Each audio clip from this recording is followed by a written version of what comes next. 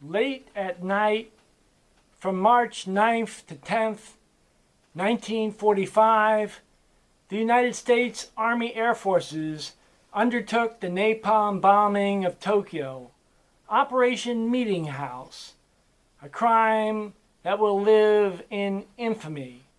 As an American, I wish to express my heartfelt shame for that barbaric act and to apologize to the Japanese people for that crime undertaken by the United States of America. The U.S. Army Air Forces targeted densely populated areas of Tokyo full of wooden housing that they knew could be easily set aflame by the vicious napalm employed. Over 150,000 civilians were killed, an additional 300,000 were injured, and 1 million or more were left homeless. It was a massacre of civilians unprecedented in American history. But in fact, 1 month before, on February 13, 1945, the United States and England carried out a horrific carpet bombing of Dresden, Germany, which killed some 10,000 or more people. That bombing and the bombing of Tokyo ushered in a new form of war for the United States. From 1945, the United States considered the targeting of innocent civilians for bombing to be a normal approach to war, making impersonal cruelty central to its new attitude towards defense. The March 10th bombing of Tokyo was preparation for the August 15th bombing of Hiroshima with a nuclear weapon.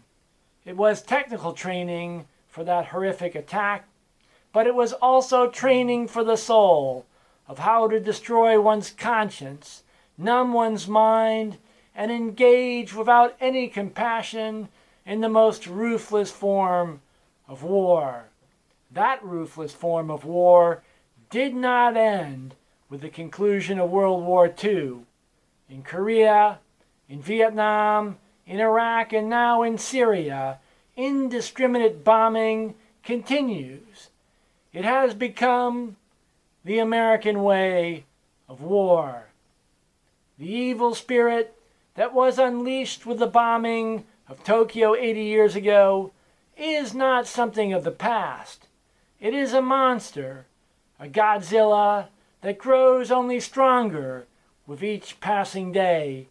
It threatens to drag the United States, Japan, and the entire world into a world war that could result in the extermination of humanity. That is right. We are preparing. The United States is seriously planning for a world war, an act of insanity. No mistake there. This war cannot be won, but it could kill us all.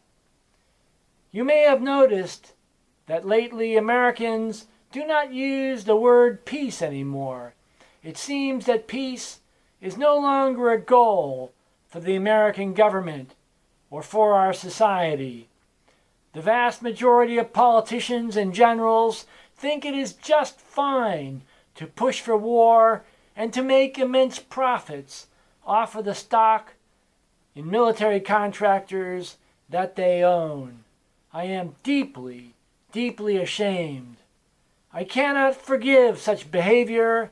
I cannot forgive those who see war as but a convenient way to stimulate the economy and to make their own private profits.